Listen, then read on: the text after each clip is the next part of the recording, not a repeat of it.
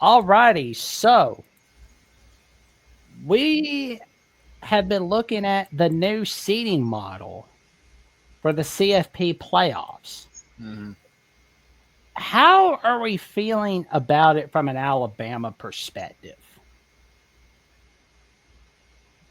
I mean, I think overall it's better because I mean, I don't know necessarily from an Alabama perspective. We get back to winning at an elite rate, then yeah, it will be better.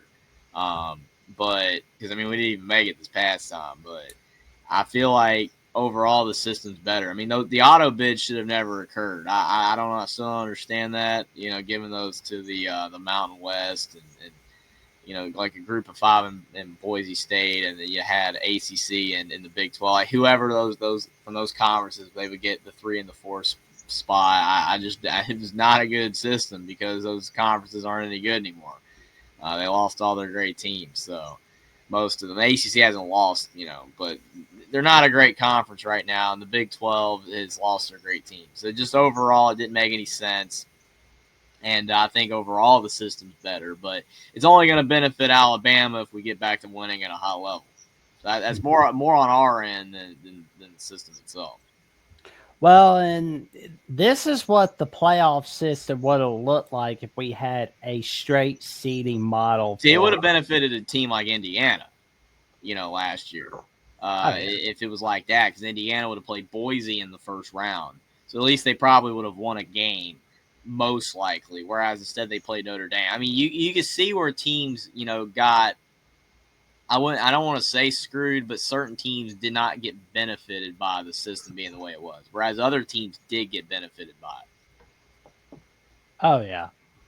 And we got a hello from the Godfather of the SEC. What is up, Godfather? How you doing tonight, good buddy? Indiana Boys State, that would have been pretty cool. Like, there you go. I mean, like Indiana, Oregon, like, would Oregon have won it all? That's something to really figure out there. Notre Dame, Clemson. Huh, that's interesting. Huh. Straight seeding model. Like, there you go. Number one finger. Number one finger. We're number one. But yeah, like the Crimson Tide, I wonder what ranking they would have been. Like I don't know if they would have been 13 or if it would have been like BYU being ahead of them, or that's a yikes. Like we still got left out. I'm just kind of like I'm interested to see what's gonna happen because all we gotta do is go 10-2. We're good to go. But then we'll wait and see what happens. But I just think the straight seeding format's better. I mean, I think it's better. You can't have the auto bids for conferences that don't deserve auto bids. It's just, I mean, if Alabama wins games, then you know, and we go 10-2, 11-1, we're gonna make the playoffs anyway. So I mean, I mean, it's just really hard to say whether it's good or bad for Alabama. I mean, I think, like I said, you could see where it benefited certain teams last year to have the seeding the way it was, and how other teams did not get benefited. Like Oregon was not benefited by the other system because Ohio State, they played Ohio State and they lost. Whereas if in that system they would have played Indiana or Boise, probably win. They go further. Who knows what? You know what I'm saying? Like certain teams did not get benefited by it. It's just hard to say whether Alabama would or not because it all depends on where you're seated. And Alabama missed the playoffs last year, and the only rendition of that format of the playoffs. So it's hard to say. I just think overall it's better to have the system being straight seeded. They need to do that from now on. And if Alabama makes the playoff consistently, I don't think it's a bad thing. I'm gonna throw a wrench in all this. Okay, just what I'm thinking, and I think it would break up the mega conferences and that kind of stuff. But I think you win your conference, you're in. That's the only factor.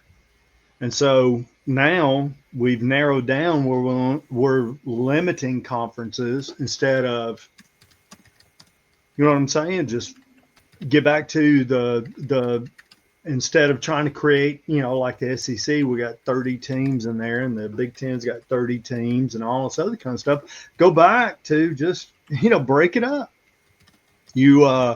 And so if that be the case, then you wind up with 15, 16 teams in the playoffs. You win your conference, you're in, and then that's it. And now we get back to, a little more, I don't know, make it a little more legitimate, make it a little more. I mean, now we got, teams from the Pacific Coast and the Atlantic Coast and vice versa, that kind of stuff. So if you got to win, the only way you get in is you win your conference. And then you have small conferences, you have large conferences. That's it. And so now we get back to the way it is, in high school football. You win your conference, you're in the playoffs. True. That's it. That's the bottom line. We go back old school. And so now, then that would, if we went, you win, you're in.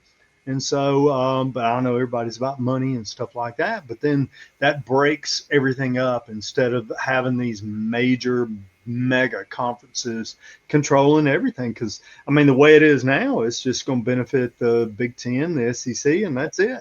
Well, see, that's the thing. Like, I agree with what you're saying about every like you win your conference, you get in. The problem is because the mega conferences exist, it just doesn't work anymore. Because that's what I'm saying. For that, the only way that it would work is if you have that system like that, then you're going to have those teams be like, all right, we're never going to get in then.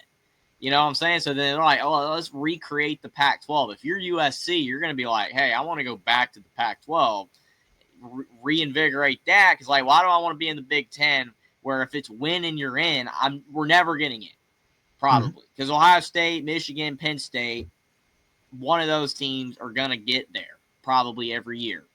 It's not going to be us. So then, and then maybe the Southwest Conference would come back. Hey, let's have our little 7-8 team. Because every single conference, every single team would want a shot. And if you're in the SEC, like if you are Florida, or if you're Missouri, if you're South Carolina, why stay in the SEC if that's how it worked? Because of the fact you'll never win. Like if the off chance you won the SEC, it'd be rare. But yeah, if it was like that, then yeah, you would have all these conferences come back. The Big East would come back. The Pac-12 would come back. The Southwest, the Big Eight, all of them would come back, et cetera, et cetera. Because of the fact that now you would have every conference would probably only have like 8 teams in it. So those 8 teams battle each other to win their conference to get the auto bid. And all the conferences would be relatively even in quality. So it would be a lot better, but that system won't ever happen, sadly. But I agree, that would be cool. It'll happen awesome. It'll happen if they create like Trump create a commission where sanity. Let's bring it back and make it more inclusive. I mean, now they're making it more exclusive. I mean, the Mountain West and all these, they don't have a chance. I mean, it's just down to the SEC, Big Ten or whatever's left, maybe the ACC. But if you got to win your conference and, break, I mean, somebody's got to break the monopoly up because it's just going, it'll get more exclusive and more, boring. Yeah. I mean, you see how, like, in these smaller conferences, you need quality teams to, make that conference better. Like, you look at, like, it's a dumb example, but look at, like, the West Coast Conference in college basketball.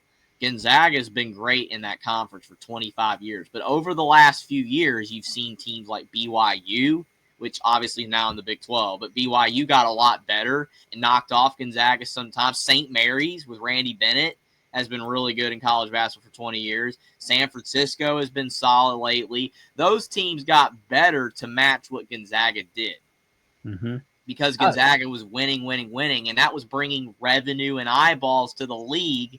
So then those other teams kind of called up a bit. So, like, you take these little conferences and see, and in the West Coast Conference, you win your conference, you're in, but those teams got better. So Gonzaga would get in, and even if they, won their league, St. Mary's would still make the tournament. BYU would make the tournament, which, again, they're now in the Big 12. But when you have like these small leagues like the Mount West, like you said, if you exclude them and give them no shot to make the playoffs or no shot to win at all, even if realistically they're not, it makes the whole conference irrelevant. It makes none of it matter. And then all those teams are going to get worse. And then even Boise has to make a decision like, are we going to stay in this irrelevant league, or are we going to go to the Big 12 at least or something? You know, like you have to make that decision. And if not, you're just going to fold, and then it's not going to matter at all. The conference has to matter. The teams have to matter. And you have to have a legitimate shot to win, or you're just going to see it fade to irrelevancy. And that's a sad thing. Like the Big Ten and the SEC having all of this power, being these mega conferences, so many people I talk to love it, and they just don't understand how bad it is for the sport. But I again, hate we're it. past that point. Yeah, I mean, it's like I hate it because it's like I worry about what it does to a lot of the rivalries in all of college football, and I'm just kind of like I'm hoping we're not getting to that point. But guys, I mean, it goes. You were talking basketball. I mean, it goes beyond football. It goes basketball, baseball, volleyball. I mean, every single sport. And so now you've got just this. You know, it's almost like private school. I mean, or Ivy League. You've got this the elite universities, and everybody else is irrelevant. There we go. Well, and